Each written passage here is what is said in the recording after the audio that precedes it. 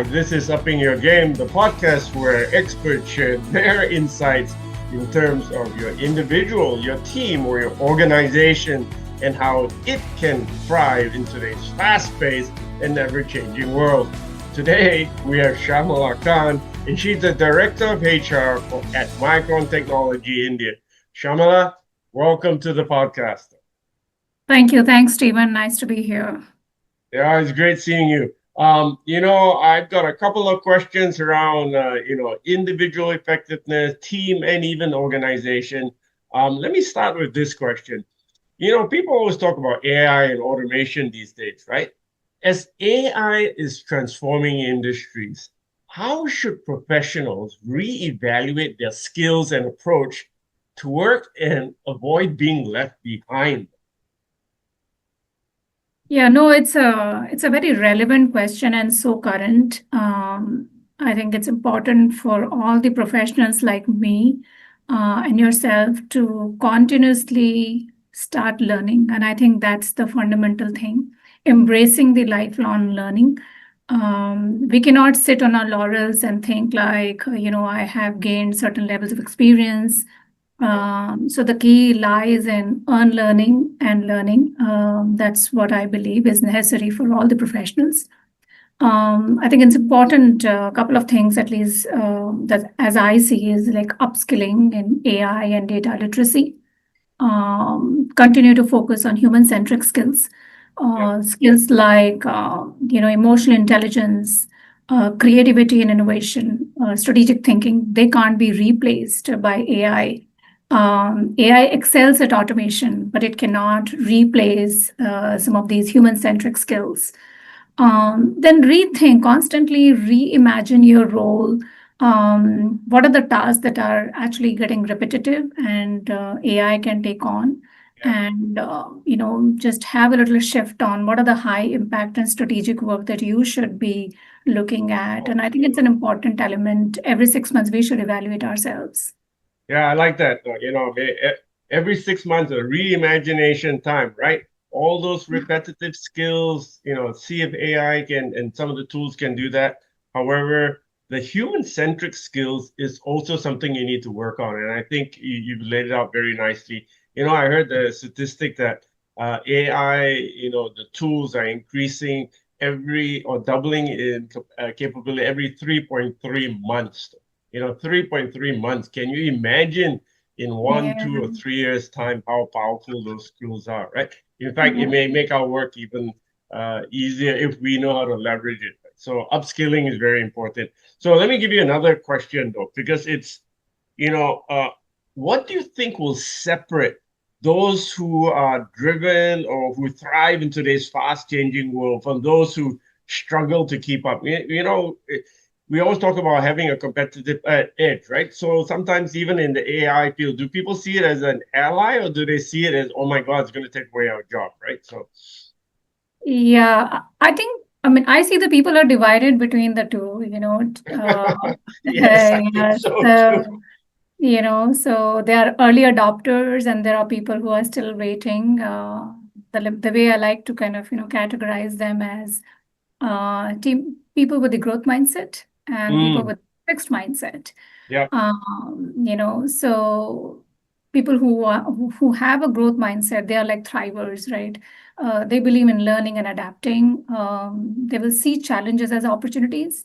yeah, And then the strugglers, they will resist. They often yeah. will resist the change, the feeling of failure. So they will resist the change. And that's where I think the fundamental difference between these two set of people.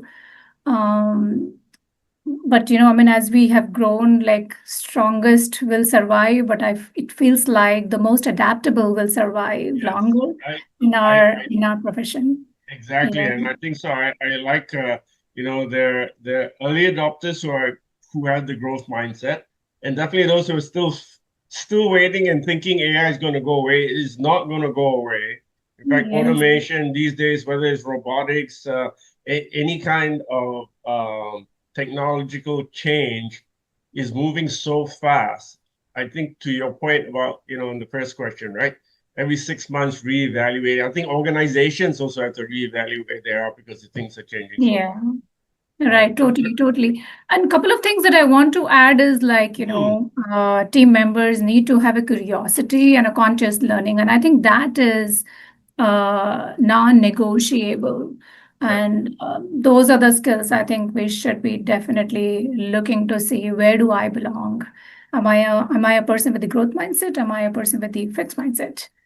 Yeah, Uh, and yeah, that curiosity and the willingness to learn and be a lifelong learner, right? There's no such thing as, oh, I'm done, right? yeah, I got my BA, I got my MBA, I got my PhD, or whatever else you've gotten or don't have, right? It doesn't end there at all. So totally. so what you're really talking about is what I call a personal reinvention, right? So how can professionals, you're in HR, right, reinvent themselves mid-career, especially mid-career, to stay ahead of this, you know, evolving industry, evolving workplace, evolving thing, right? So especially those mid-career people, because Yeah, so if I look at myself, I think I have seen a significant change from the time when I started with the internet boom and, and now yes, experiencing a different era altogether. So, with 20 plus years of experience, at least I feel like I'm a generation who has seen such a huge shift, yeah, the way the world worked earlier or my parents worked versus the yes, way I'm working and the way my children will work. yes, So, in my from a personal reinvention point of view, I think it's important that you rebrand your personal identity. I think it is important to kind of redefine the narrative, refresh your profile, your elevator pitch, which reflects the current work environment. And then another thing that I look at is like how do I upskill with intention? mm, So it's important. What kind of skills that am I adding? Am I adding AI literacy to myself? And I think we need not depend on others to tell you what not you need to yeah, learn, but just like upskilling yourself, leveraging all the platforms like what we have, Coursera, we have LinkedIn Learning. I think yes. there is no shortage of opportunities for us today if you really want to learn. So hence, it's important for us to be very intentional about our learning. And another thing I believe is engaging with the communities. It's so Mm, important especially for HR professionals, because of the nature of the job, we tend to be very inward focused. yeah, yeah, But it's so important that you are also spending 20 to 30% of your time externally and looking at what's happening in the industry, what's happening in the market, what is your competition doing, and finding these communities, engaging with the different network is, I think, is personally, I believe, has a lot of merit, and I subscribe to that, and that really contributes towards my own personal growth. well, that's excellent because I can reflect on the times when I was in corporate. I love looking at, in fact, just talking to vendors because they bring to you what's happening outside, right? Even if it's Yes. not their tool is what other companies are doing, which you may not be able to do all the time. But having that external focus is very, very intention. But I like your kind of your 3 R's, right? Rebrand, redefine, or refresh. Uh, and tell people go to your LinkedIn page and see whether your picture there looks like you now or not.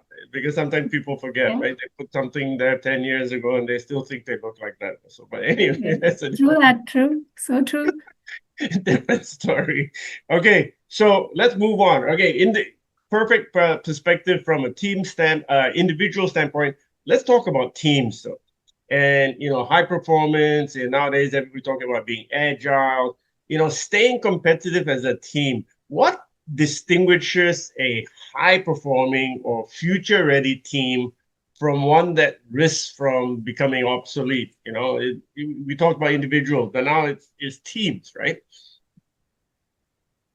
Yeah. So when we talk about teams in the current context, I think team, especially as all the companies are looking to adapt AI much faster than what we imagined, Mm, it's important for the teams to be future ready. mm. And that will only happen when you leverage AI, automation, and digital tools to enhance the productivity. It also requires you to be cross-functional collaboration and breaking silos. Yeah. Majority of us kind of tend to do what is my nature of the task. What am I supposed to perform? What are my competencies and what I'm able to, perform on my day-to-day basis. But it's so important for you to kind of break those silos and start looking at what are the other functions doing, what are the other teams. So I think never before cross-functional collaboration has been so important element for Oh, your professional success. So I think breaking down silos, collaborating across disciplines, and if you look at our academic, mix currently is focusing towards multidisciplinary. yes. It's not a single linear Yeah. path, right? So I think similarly, it's important for team members, for professionals like us to collaborate across disciplines and co-create solutions. Yeah. Great. Not be creating solutions in isolation. Yeah, And this whole cross yeah. collaboration is really, really important because you get to see what other people are focusing on and learning and developing. And that, I was talking to another organization, and what they do now is not on a weekly basis, but every bi-weekly, they have somebody on the team come up and report on either one tool or how they've seen somebody else use the tool other than what they're doing, right?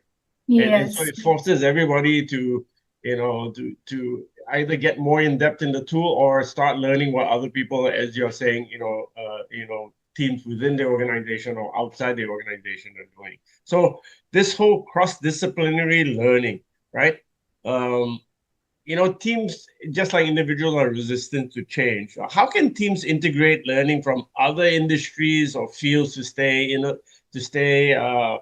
ahead of their competitors? Though, do you all guys encourage benchmarking, or how does that work within your organization? Yeah, so at Micron, we heavily lean on benchmarking practices. If Mm, you look at our participation in industry, with industry forums, primarily mm, to compare yourself with the other organization. How am I doing vis-a-vis the market? That's yeah. one aspect of looking at it. Micron Worldwide participate in Great Place to Work. Okay. It Yes. gives us an opportunity to compare ourselves with how am I doing against all the people practices, Yes.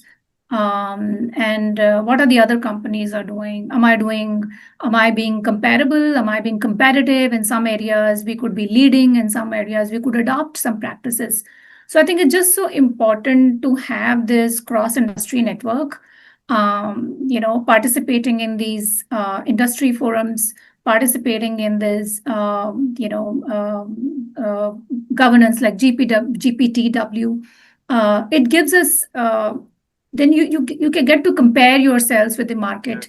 Am I doing good, or there is an opportunity for me to improve and collaborate and learn some practices from the external environment.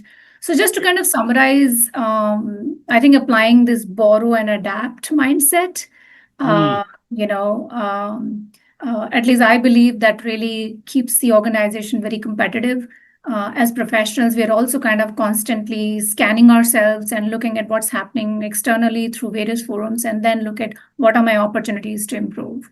So, yeah, I think that those borrow and adapt and try and closing the gaps to the yes. areas that we need to, that we're, maybe slightly falling behind, or a new area that we haven't really focused on before is probably very important. So this is where, as an organization, right?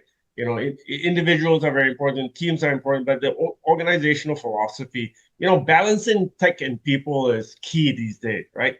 With companies investing heavily in AI or automation, especially you guys are in the semicon industry, how can leaders ensure that human creativity, remember the point you brought out just now, right?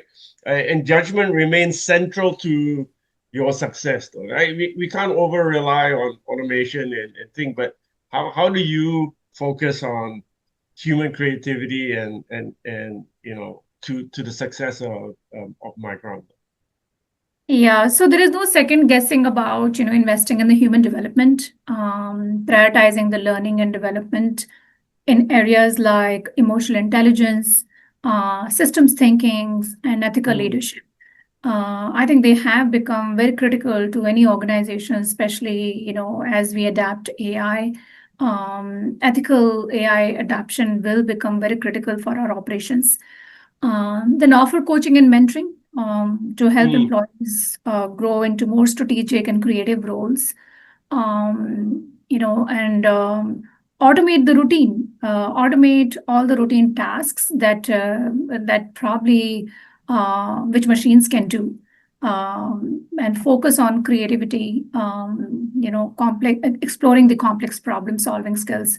Those are the areas of opportunities, as leaders, we should be really focusing on.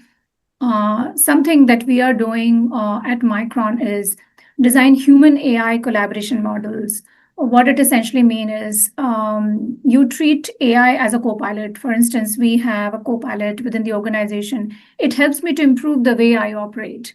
Whether I'm doing employee-wide communication, how should I make the communication look much more crisp and create a better impact? How do I articulate my thoughts much better? And then we have a AI co-partner in the form of Texio tool, which we're using for performance management. As we write the performance feedback, as I write my self goals, I can take the help of this AI partner to see how do I actually translate my thoughts on paper, right? Wow. So those are the other tools that actually we are using as Micron team members, which will essentially help me to be more productive and create a better impact in the organization as opposed to writing very repetitive tasks. Wow. Yeah, I think, that I don't want to say there's no shortage of tools out there, but there's really no shortage of tools because for any given thing, there are literally dozens, if not 100 tools. The trick is finding the right tools that your organization supports or your organization feels aligned with what you guys are doing, and then having people learn those skills, right, and those tools. We may have a little hiccup here. Okay, are you back here? All right. Yes, I'm very much. So I have one. Thank you very much for bringing that. So the whole idea here is, in the world where technology is a leveling field, right? Everybody kind of has access to all the tools and technology. What non-technical factors will determine which organization will stay ahead in the future, though, right? We all know that technology is a leveling field, but what non-technical things will keep organizations ahead? Yeah, there are a handful. Maybe I'll start with the culture, organization culture. Yeah. Yes.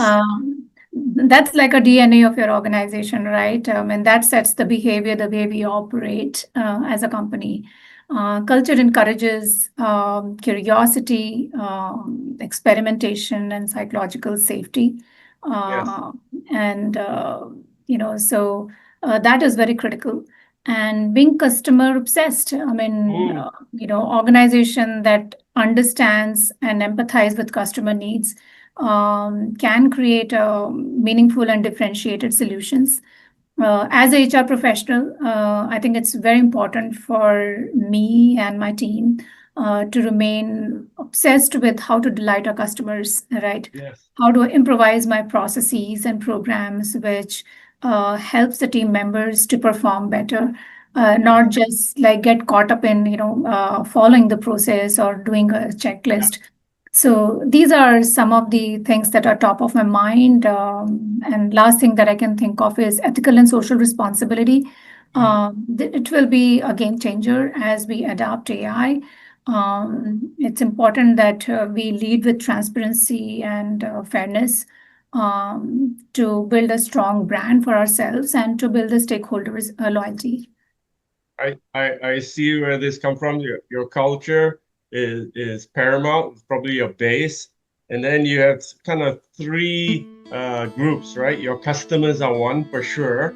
Then your internal customers or your staff or the organization that HR deals with, and then this whole community or social responsibility that organizations should be doing wherever they are, that they operate around the world. So I think that that's beautifully put together. in terms of how you can stay ahead in this world of technology. Sharmila, thank you so much for spending the time and sharing your insights here from your perspective. I hope one day to be, in your neck of the woods and come and visit you and see all the wonderful things you're doing in HR. Thank you very much for being on our podcast. Thank you for having me. Thank you so much, Stephen.